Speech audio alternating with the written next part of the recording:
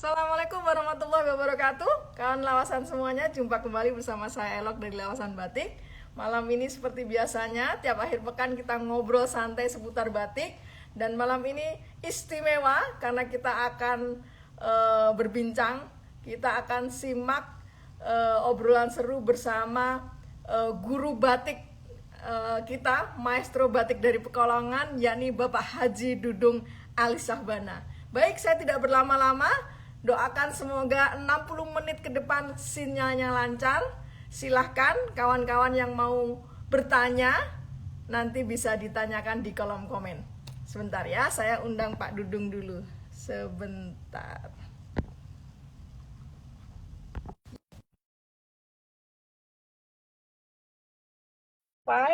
Pak Haji Dudung, monggo join bersama kita.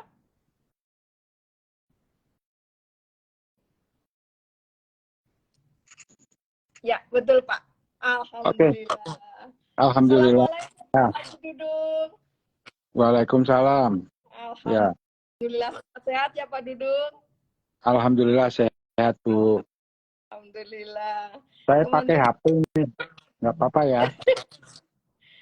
Siap Pak, bagus Pak, suara jelas. Pak Dudung bisa dengar saya dengan jelas? Jelas. Baik, alhamdulillah. Jadi kawan-kawan semua, kawan lawasan, seperti biasanya setiap akhir pekan kami tuh ngobrol santai Pak seputar batik, dan kami itu sudah banyak melihat beberapa kolektor batik maupun buku-buku batik yang saya baca. Guru batik ternyata gurunya itu adalah Pak Dudung gitu. Jadi gurunya guru itu Pak Dudung gitu. Nah, alhamdulillah malam ini kita bisa tersambung. Ada beberapa pertanyaan. Semoga kawan-kawan semuanya juga bisa jelas menyimak kita malam ini. Yang ada pertanyaan, silahkan nanti ketik di kolom komen. Baik, kita mulai ya Pak Dudung ya. Monggo. Alhamdulillah. Baik, saya itu Pak beberapa kali menyimak Pak Dudung dalam seminar, kemudian buku, dan saya juga melihat karya-karya Pak Dudung yang luar biasa.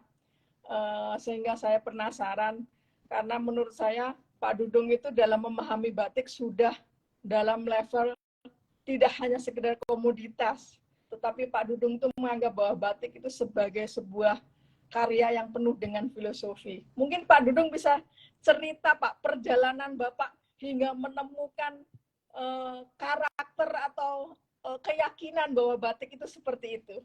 Monggo silakan. Baik. Pada awalnya sih saya sebelumnya mohon izin dulu kepada teman-teman bahwa saya bukan ahli ya, tapi saya memang pelaku dan sudah lama, sehingga mungkin sedikit banyak saya bisa membantu memberikan share pengalaman saya ya. Mohon nanti kalau ada kekurangan dan kesalahan dimaklumi lah, kira seperti itu. Baik, perjalanan saya di batik diawali ketika saya masih kelas 3 SD. Karena ya orang tua kan membatik, yang saya itu suka nakal, iseng, megangin canting, mata-matain kanding. Kemudian ketika SD kelas 6, kemudian SMP saya udah mulai bisa membatik. Udah mulai membuat kaos sendiri, topi sendiri, tas batik sendiri, karena zaman dulu kan tas nggak sebanyak sekarang ya. Nah, saya membuat batik seperti layaknya orang Pekalongan membuat batik. Tapi lama-lama kan akhirnya kan sambil belajar, mempelajari literatur, buku-buku batik, akhirnya sampailah pada perjalanan terus bertahun-tahun. Jadi kalau sekarang ya sekitar 50 tahun lebih ya. Tapi resminya sih setelah kuliah, saya baru mulai menekuni itu dan mulai membuat batik. Sampai kemudian saya menemukan kalimat-kalimat, ya semuanya dari perjalanan saya di batik, menemukan karakter. Artinya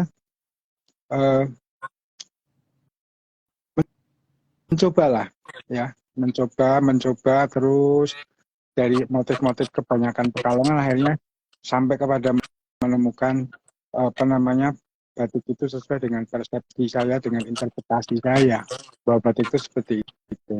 Jadi awalnya saya akhirnya harus berjuang untuk menemukan batik sebagaimana batik itu ingin hadir pada diri saya. Oke. Ya. Jadi artinya, monggo Pak. Artinya begini, bahwa batik itu kan buat saya bukan hanya kata benda, tapi dia juga kata kerja. Ya. Jadi ketika kita setiap hari berulang-ulang terus-menerus melakukan bereksplorasi di batik, maka kita akan bertemu dengan batik itu sesuai dengan keinginan batik itu kepada saya. Seperti itu saya kira. Dan akhirnya itu tadi, saya mencoba menemukan kalimat dan mencoba melakukannya, yaitu batiklah dari rasa yang kamu rasakan, bukan rasa yang orang lain rasakan. Jadi pertama saya berjuang menemukan batik itu. Batik itu ingin hadir di dalam komunitas akademisi, berbeda dengan saya sebagai orang praktisi. Berbeda lagi nanti batik yang ingin hadir pada pedagang misalnya, dia menjadi komoditas. Tapi batik hadir kepada diri saya, itu adalah pengalaman yang saya temukan di dalam batik. Saya kira itu. Oke, luar biasa. Makanya kemudian kami itu kalau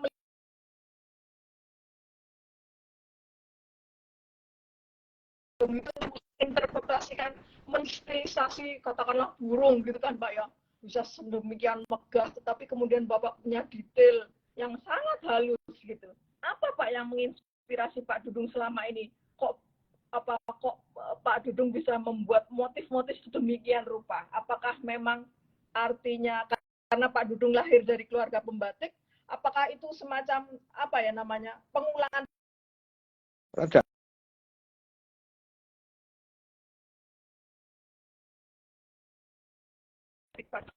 Iya Pak Dudung. Bagaimana Pak? Berhenti sinyalnya. Ibu bisa ini. Oke. Saya coba jawab meskipun tadi sempat terputus-putus ya. Jadi gini. Oke, batik baik, itu kan. Ya. Saya ulang lagi ya Pak ya. Saya coba. Kalau monggo. Inspirasi batik Pak Dudung. Kalau inspirasi batik-batik Pak Dudung dari mana Pak? Karya-karya Pak Dudung yang sedemikian indah, burung-burung segala macam dengan isen-isen yang sangat halus. Saya lahir di pesisir, tentu inspirasinya kan pesisir ya, bukan keraton ya, bukan motif-motif pedalaman atau motif keraton yang misalnya kelompoknya itu kelompok lereng, kelompok parang, kelompok ceplok, kelompok lunglungan atau semen. Saya orang pesisir, tentu saya belajar pesisir dulu, itu yang saya kenal dulu ya. Dan di pesisir Pekalongan itu kan memang sejarahnya batiknya luar biasa. Karena tadi ada foreign influence, ada melting pot dari bermacam komunitas di Pekalongan yang kita sebut Encik, Cino, Londo, Tuan, Bombay, Singkek, Yapan. Ada 7 foreign influence itu, ya. Itu saya pernah menulis di majalah My Batik di Kuala Lumpur.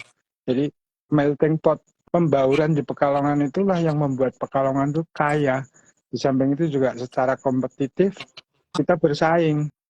Nah dari koleksi-koleksi batik ibu saya, kemudian teman-teman saya dari beberapa buku, batiknya luar biasa halus, gitu, kecil-kecil dan sebagainya.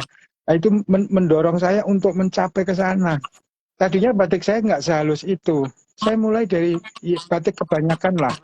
Tapi karena saya selalu kepo ya, selalu belajar untuk terus meningkatkan pengetahuan itu, akhirnya sampai akhirnya itu kan nggak sembarangan ya. Selain cantingnya kecil, lilinnya pun harus lilin yang luar biasa. Nah itu saya ada 7 gradients, ada 7 campuran lilin yang saya akhirnya buat sendiri.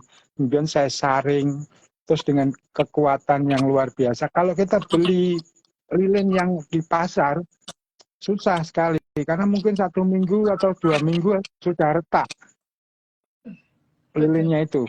Nah, tapi betul. kalau kita membuat lilin sendiri dengan formula sendiri, di mana itu nanti komposisinya itu melalui trial error, melalui percobaan-percobaan sampai menemukan formula yang pas untuk batik itu, sehingga batik 6 bulan pun nggak retak ketika dikerjakan. Karena batik-batik halus seperti itu 2 sisi itu bisa sampai 6 bulan.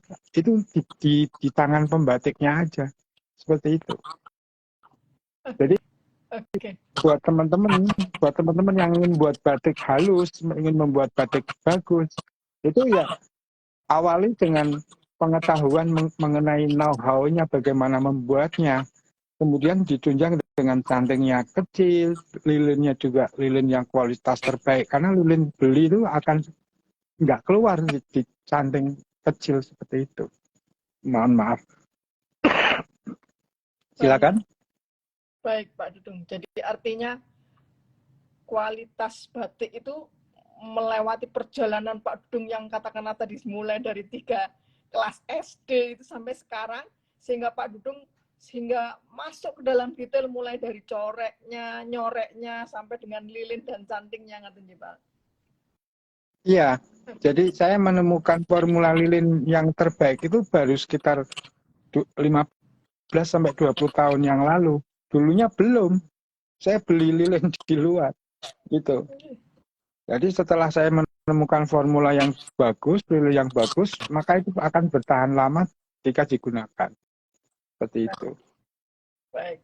Dan lilin itu yang memungkinkan bisa mensupport motif-motif Pak Dudung yang sangat halus itu, Pak Dudung ya. Ya, dan itu sering saya bagikan kepada teman-teman resepnya. Silakan kalau mau pas lagi saya buat, supaya jangan sampai saya ngapusi atau apa namanya membohongi gitu.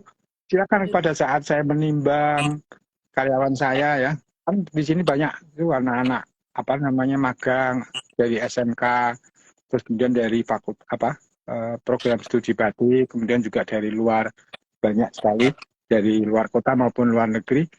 Ya mereka kalau belajar tempat saya ya silakan nimbang sendiri, nanti kualitasnya dicoba sendiri seperti itu. Betul. Jadi Dan saya membagi itu tanpa pembelaan apa-apa, tanpa ingin mendapatkan apa-apa, silakan datang ke tempat saya. Seperti itu. Ya. Nggih, Pak Dudung. Dan itu jadi artinya sudah saya buktikan. Dulu lasem itu buat batik 3 negeri, cuma merah, biru, sogan atau kuning saja, ungu. Tapi ketika mereka belajar ke sini, saya ajari warna-warna macam-macam, pakai indigo sol, pakai warna-warna lain termasuk warna alam. Seperti itu. baik. Kemudian Pak Dudung, tadi kan Bapak sampaikan ya, wah saya ini dengan batik melakukan perjalanan, akhirnya melakukan sebuah penemuan bahwa batik itu adalah motif-motif yang mewakili karakter saya sendiri. Maksudnya asli dari inspirasinya Pak Dudung, apa yang ada di dalam hati Pak Dudung, kemudian itu lahir gitu ya Pak ya, di kain gitu. Jadi menurut Pak Dudung, memang kemudian seorang pengusaha atau pengrajin batik atau bahkan mahasiswa batik, nanti memang kita akan menempati sebuah kotak-kotak melestarikan batik itu memang punya katakanlah punya klasternya sendiri-sendiri ya Pak ya, yang mengembangkan mengembangkan tentang filosofi, makna, lebih kepada itu, atau yang memang suka dengan yang komoditas, yang gede, yang mungkin cantingnya nggak perlu yang halus-halus, tapi yang penting tas-tas cepat produksinya gitu Pak. Apakah menurut Pak Dudung memang batik itu memang perlu dikembangkan dengan strategi yang beda-beda gitu Pak? Saya kira itu betul ya. Jadi batik itu apa namanya? Kalau saya batik itu tidak harus halus, tidak harus kasar. Ya semampumu, sebisamu. Ketika kamu mendeliveri rasamu, itu nanti yang akan sampai.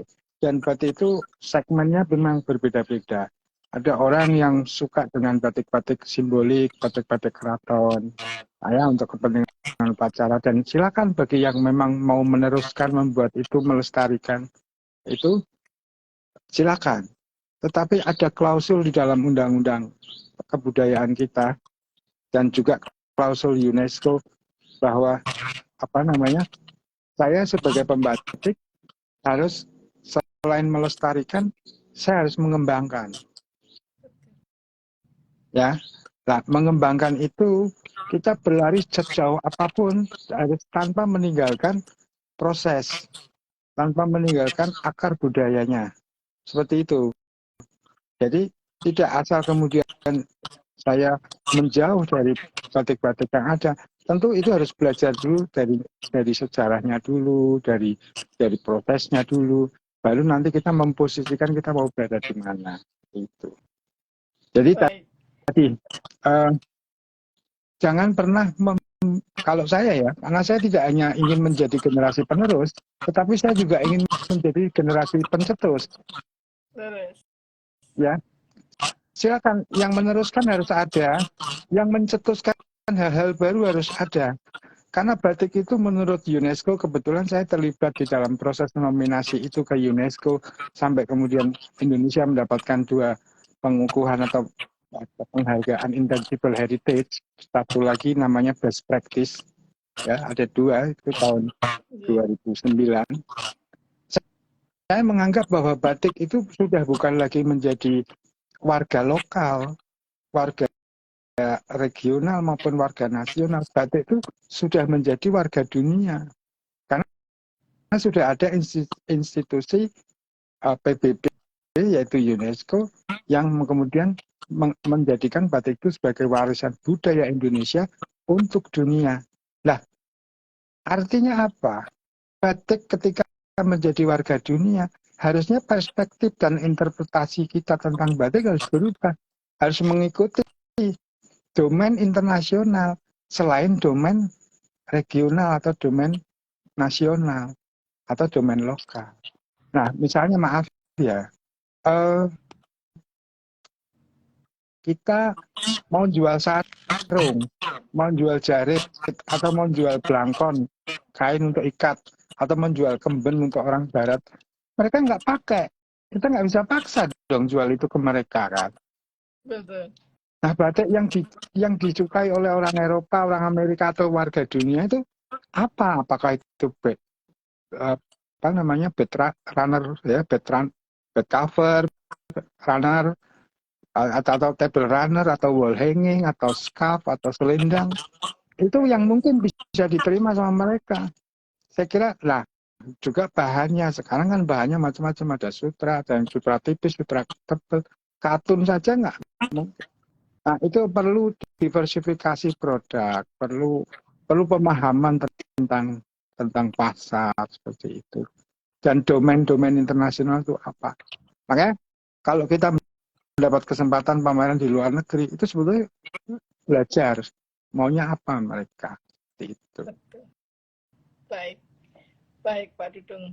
Kemudian menarik lagi karena tadi saya simak tiap per kalimat per kata-katanya Pak Dudung gitu ya, bahwa batik yang bagus itu nggak mesti harus yang cantingnya halus gitu kan, tetapi kemudian yang paling penting adalah itu keluar dari isi hati para pembatiknya, kemudian semangat hati nuraninya yang keluar. Nah, kalau menurut Pak Dudung, batik dengan kualitas premium itu akhirnya kemudian yang seperti apa Pak Dudung? Kalau menurut Pak Dudung gitu. Ya, ini relatif ya. Tadi seperti saya katakan, batik premium itu seperti apa? Ya tadi, batik itu secara craftsmanship terpenuhi syarat dan ketentuannya. Oke.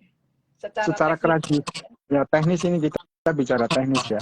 Secara teknis unsur craftsmanship-nya maka dia prosesnya harus benar ya, menggunakan lilin, menggunakan canting, lilinnya lilin panas, terus diwarnai dengan yang benar, prosesnya yang benar, craftsmanship-nya bagus, itulah batik premium menurut saya. Ya, tetapi jangan lupa bahwa batik-batik yang merupakan ekspresi pembatiknya di kampung-kampung itu seringkali ada batik nggak begitu halus, dia sedang-sedang saja atau bahkan mungkin sedikit kasar.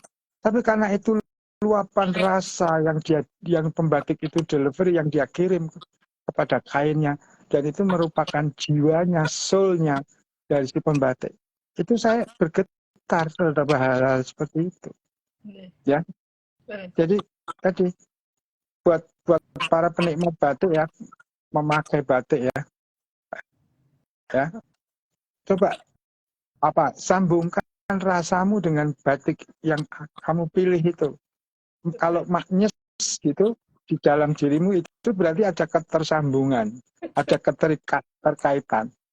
Nah, sekarang orang itu kadang-kadang dulu bisa melihat batik, bisa membuat batik, tapi dia tidak bisa menyaksikan batiknya sendiri. Ya, ini buat pembatik. Ya, ini ikut tren, akhirnya mengcopy punya orang lain. Saya itu ribuan kali batik saya di-copy sama orang-orang, bahkan menjadi tren. Ya enggak apa-apa.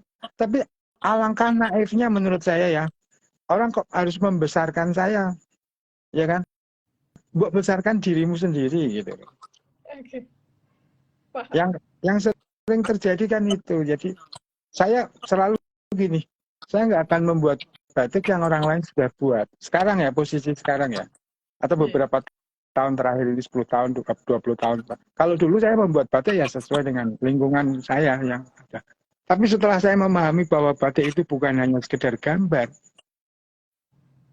Ya, batik itu adalah tadi banyak sekali nilai-nilai di dalamnya. Baik nilai-nilai tangible-nya, kebendaannya maupun nilai-nilai value-value sebagai budaya, sebagai craftsmanship. Jadi craftsmanship itu hanya bagian sepersekian dari batik itu sendiri, ya. Nah, kalau batik identik dengan craftsmanship, ya ada kerajinan yang terlalu rajin nanti. Bukan hanya itu, batik ya premium ya harus memenuhi syarat-syarat itu. Ya harus rajin, harus bagus, prosesnya harus bagus, rasanya harus bagus. Baik. Itu menurut saya. Tapi orang sekarang kan itu tadi melihat batik, bersaksi tentang batik, tapi tidak menyaksikan. Itu yang saya maksud. Saya nggak tahu istilah ini benar apa enggak. Bagaimana, Mbak? Ya, leres Pak Dudung. Jadi menurut Pak Dudung artinya yang saya tangkap, kemudian kita membahasakan sebuah batik itu indah atau tidak, premium atau tidak, setelah melewati unsur craftsmanship, unsur subjektivitas berarti akan ada ya Pak ya. Artinya bisa jadi bagus menurut orang lain, tidak bagus kepada yang lainnya, dan value atau harganya atau nilainya bisa menjadi sangat tinggi. Itu kadang-kadang pun artinya tidak menggunakan teori yang saklek ya Pak ya, bisa subjektif ya Pak ya. Iya, maka itu tadi segmented ya. Segmentasinya beda-beda. Ya. Baik. Baik. Nah, karena Pak Dudung ini ada di Pekalongan dan kita sangat memahami karya-karya Pak Dudung yang sangat kemudian sangat bergaya pesisiran gitu Pak. Menurut Pak Dudung selama berkarya katakanlah tadi sudah puluhan tahun ini, apa Pak keindahan atau kelebihan dari batik pesisir khususnya Pekalongan kalau versinya Pak Dudung, sehingga kawan-kawan itu tidak hanya sekedar mengikuti buku atau mengikuti tren bahwa oh pesisiran itu kerennya itu begini loh, tetapi mungkin kita bisa dapat dapat informasi, dapat ilmu gitu dari guru kita malam ini, dari Pak Dudung yang sudah menggeluti tentang batik pesisir ini, khususnya Pekalongan. Menurut Pak Dudung, apa Pak keistimewaannya Pekalongan, pesisiran khususnya Pekalongan? Baik.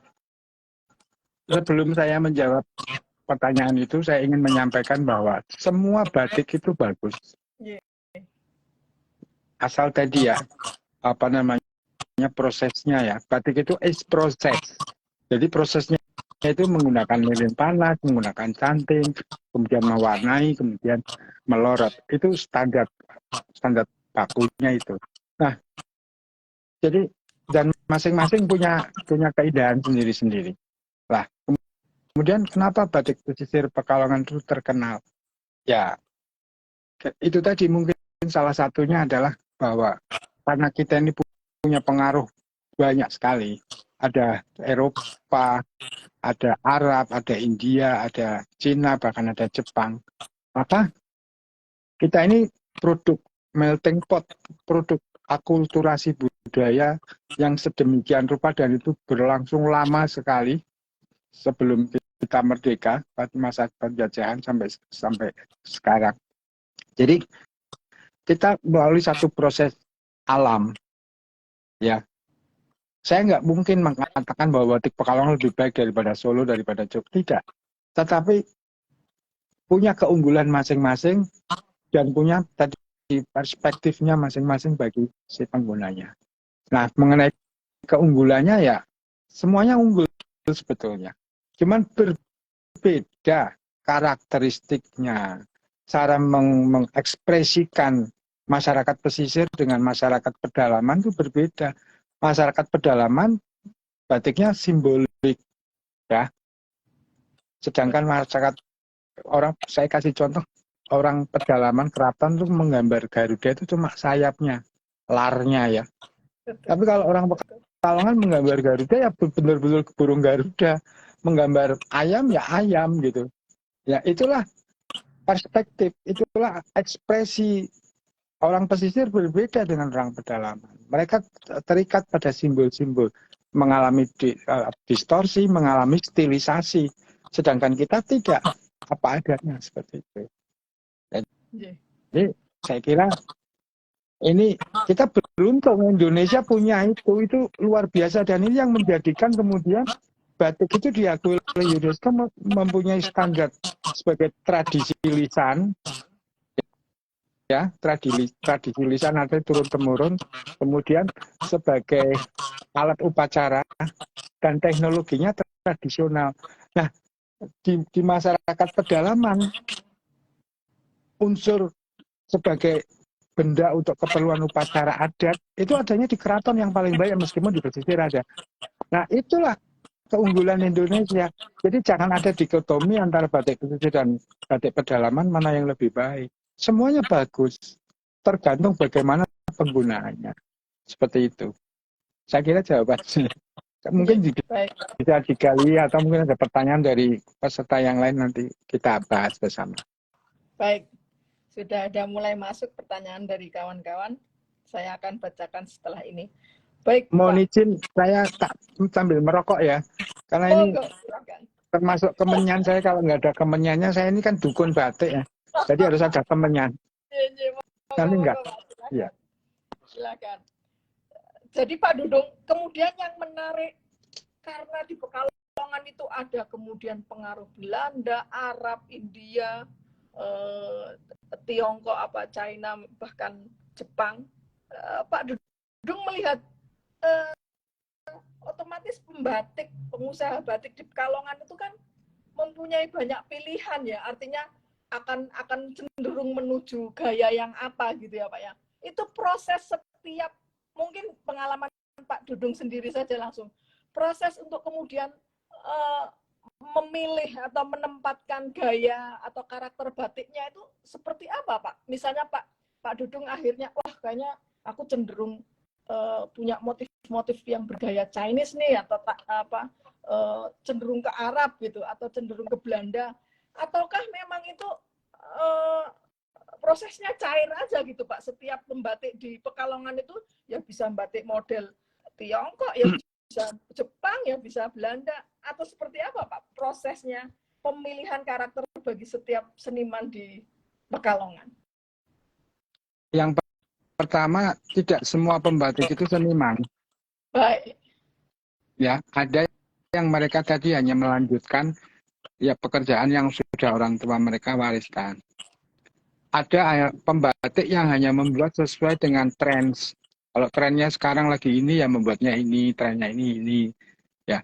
Jadi luar biasa resources yang tersedia di Pekalongan, baik itu sumber daya manusianya, baik itu tingkat keahliannya. Dan Nggih. saya sendiri pernah membuat batik Belanda, pernah membuat batik yang pengaruh Tionghoa, pernah membuat batik tulisan-tulisan Arab Pegon, pernah Baik. membuat batik untuk kemono Jepang. Saya coba semuanya sehingga saya akhirnya tahu oh ini seperti itu. Jadi sampai akhirnya itu saya sebutkan sebagai indikasi geografis ya. Artinya indikasi geografis itu daerah-daerah tertentu punya ciri khas sendiri. Yang Ya. hanya dimiliki oleh daerah itu saja. Itulah yang disebut indikasi geografis. Misalnya nitik itu hanya ada di Jogja hanya pada satu daerah tertentu. Kemudian batik cemplongan, misalnya batik yang titik-titiknya itu dilubangi pakai jarum di Indramayu itu ya daerah sana. Tapi Pekalongan tuh ada semua. Ada batik cemplongan namanya kalau di Pekalongan cocokan. Batik-batik seperti nitik di Pekalongan ada jelamprang. Itu itu juga pengaruh India, pengaruh Persia seperti itu. Lagi di sini itu semua orang bisa membuat. Nah, itu tadi setelah kita berada pada indikasi geografis harusnya meningkat. Indikasinya indikasi personal. Oke. Ya. Jadi makanya tadi perjalanan mengantarkan batik itu pada diri saya sendiri. Karena saya tadi punya pedoman, saya tetap akan berjuang menemukan batik sebagaimana batik itu ingin hadir pada diri saya. Baik. Jadi saya akan membuat sesuatu yang belum pernah dibuat oleh sejarah sebelumnya. Ini misalnya sama-sama bengkel, kan berbeda-beda. Bengkel ini. Sama-sama penjual nasi goreng, rasanya beda-beda. Nah itu yang sesuai nanti lidahnya, yaitu seleksi alam nanti akan terjadi seperti itu. Oke. Jadi artinya walaupun di Pekalongan itu dipengaruhi demikian banyak karakter atau gaya pembatikan, pada akhirnya seleksi alam setiap pembatik nanti akan punya ciri khas atau menentukan sendiri apakah itu karena harus mengikuti selera pasar ataupun yang seperti Pak Dudung bahwa saya harus tidak hanya menciptakan tetapi saya juga mencetuskan sebuah motifnya tentu Pak, sebuah gaya membatik gitu ya Pak ya. Ya. Baik. Maka tadi kesadaran kepada batik itu jangan hanya kesadaran gambar. Jangan hanya kesadaran warna. Kalau orang sadarnya itu gambar, maka dia akan tertarik pada motif. Ya. Kalau dia sadarnya warna, maka warna dulu yang akan membuat dia tertarik. Sesuai tingkat kesadarannya. Tapi kalau dia punya kesadaran nilai bahwa batik itu juga ada unsur edukasinya, ya, ada unsur kebudayaannya, juga ada unsur craft-nya. Nah, dari pemahaman nilai-nilai itulah yang kemudian akan melahirkan motif itu tadi sendiri. Baik, ya. Jadi artinya bisa sangat memungkinkan di dalam sebuah era itu punya gaya sendiri gitu ya Pak ya, walaupun di Pekalongan itu dipengaruhi banyak gaya. Baik Pak, Pak Dudung ada yang sudah mulai masuk bertanya, ini dari JGA, dari JGA Aref. Pak Dudung, bisa dijelaskan Pak, bagaimana pengaruh Jepang pada batik Pekalongan? Monggo Pak, mungkin yang dimasuki ciri-cirinya kali Pak, yang bisa dilihat pada gaya pembatikan Pekalongan, karena akibat pengaruh Jepang. Nah, Jepang itu seleranya selera oriental. Ya. Batik itu kan ada selera western, ada selera barat ya, ada selera timur, ada selera lokal. Nah, Indonesia itu luar biasa.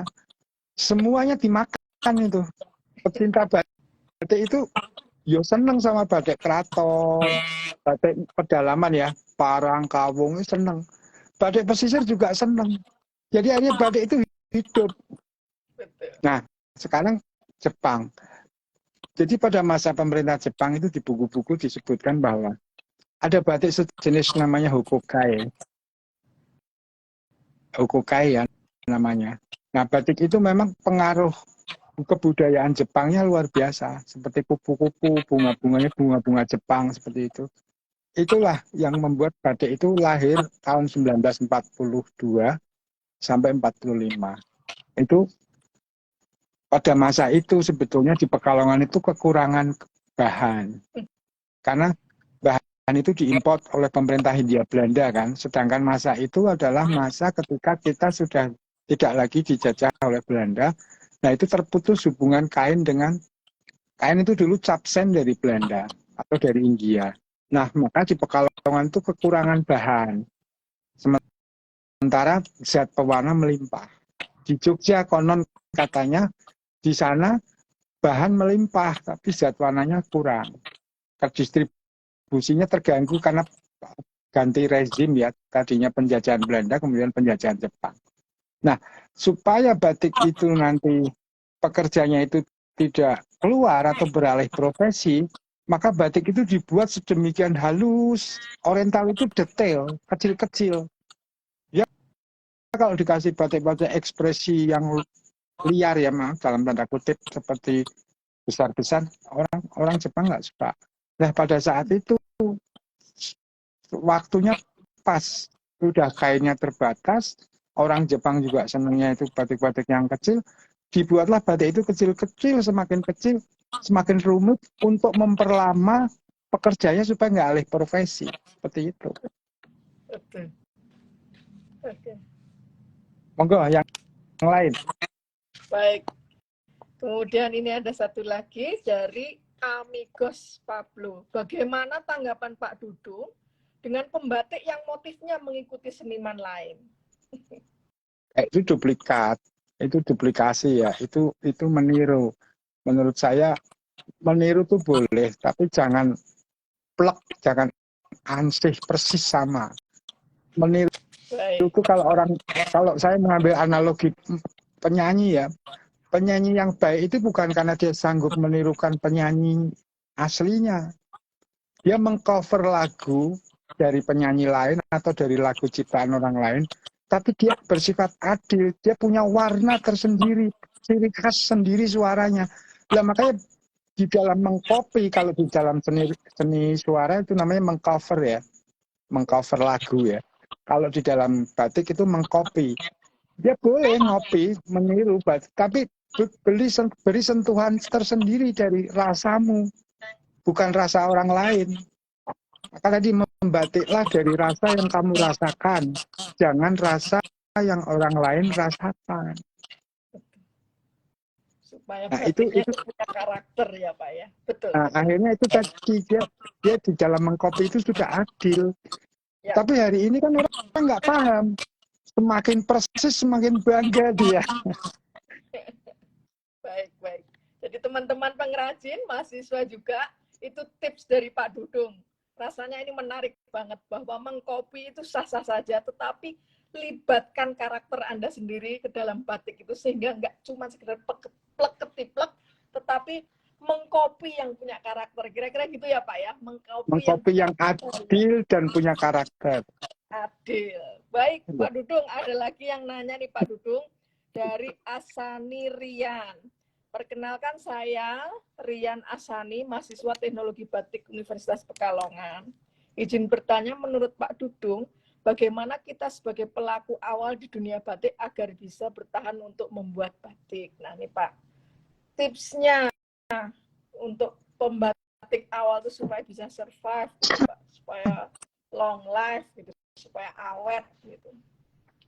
Ya, saya menyadari kegelisahan itu ada pada teman-teman pemula ya, karena mereka juga menurut saya perlu diberi empati ya, perlu dikasihani dalam tanda kutip, bahwa mereka lahir pada generasi ini di mana generasi-generasi sebelumnya sudah menjadi maestro, sudah menjadi ahli, menjadi expert di dalam batik. Tentu tidak mudah buat anak-anak, apalagi baru sekolah di Fakultas Batik Pekalongan misalnya, atau seni rupa Jogja atau yang mana saja. Saya memahami betapa itu sesuatu yang berat. Tapi begitulah, setiap zaman ada orangnya, setiap orang ada zamannya. Menurut saya tipsnya adalah teruslah membuat sesuatu, teruslah berkarya sampai kamu menemukan karaktermu. Nanti semesta akan mendukungmu, dunia akan mengenalmu. Seperti itu. Karena saya dulu juga bukan siapa-siapa, tapi karena saya konsisten, komitmen, ya, saya terus membuat, terus eksplorasi, bukan hanya mengeksplorasi gambar batiknya, tapi mengeksplorasi rasa saya. Ya maaf, ini agak sedikit di luar pengetahuan rasional ya. Ya seringkali kain yang akan dibuat batik oleh saya itu ya saya ajak tidur. Saya los, kamu pengen dibuat apa? Diajak ngomong batiknya. Nah kalau kita udah bicara, sudah bisa berkomunikasi dengan batik dalam tanda kutip, itu komunikasinya melalui hati, melalui kalbu, melalui rasa. Itu nanti batik itu akan membisiki kita. Oh Mas, kamu buat ini. Itu saya gimana ya?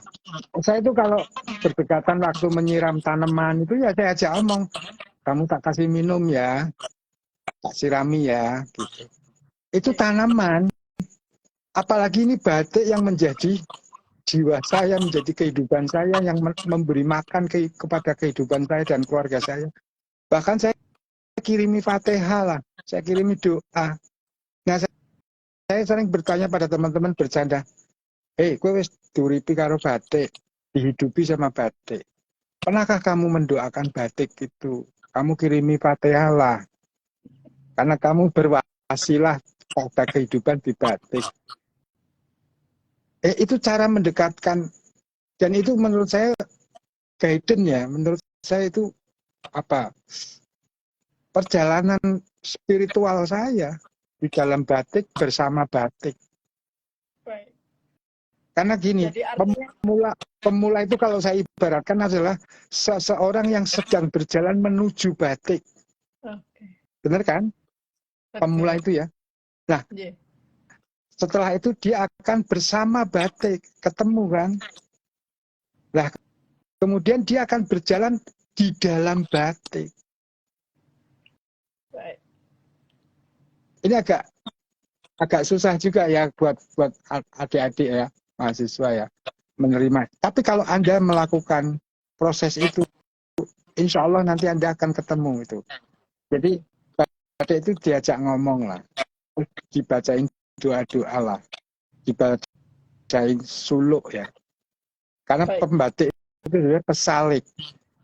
Nah, pesalik itu harus punya suluk lah. Suluknya terserah kamu, terserah Anda mau pakai suluk apa. Monggo. Sepakat. Betul Pak. Jadi artinya masih kita harus selalu melewati proses. Tidak bisa langsung menuju ke tujuan, tapi harus ada yang kita lalui. Nggak mungkin ujuk-ujuk ya. Baik. Ada yang tanya lagi nih Pak. Dari Isa Ansori 96. Pak Dudung, di mana posisi dan sikap batik di era kontemporer saat ini? Di mana banyak sekali pengaruh unsur kesenirupaan luar, baik dari segi bahasa, rasa, budaya, maupun teknologi yang sangat dominan. Nih Pak, menurut Bapak, posisi batik kontemporer itu bagaimana Pak? Monggo. Mas Isa, saya kenal ini. Oh, monggo. Dia salah satu mahasiswa UNES yang waktu kerja akhirnya itu, tugas akhirnya itu mengerjakan di rumah saya. Menurut saya batik itu hanya sebagai sebuah metodologi ya, cara mengekspresikan kesenian. Anda yang kuliah di mana di seni rupa bisa menggunakan teori-teori yang Anda pelajari di kampus itu, misalnya aliran seni rupa itu apa saja, terus tekniknya apa saja, itu Anda gunakan, terapkan di batik. Kalau melukis itu kan positif, tapi kalau membatik itu prosesnya negatif, karena kita menempelkan lilin kemudian mewarnai yang tidak kena ya, yang kena lilin maka dia akan warnanya masih tetap warna kain semula. Nah, itu hanya perbedaan antara negatif dan positif.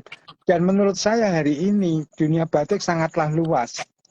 Bisa saja batik kontemporer atau batik yang dipengaruhi oleh seni rupa tadi, itu menurut saya lebih luar biasa.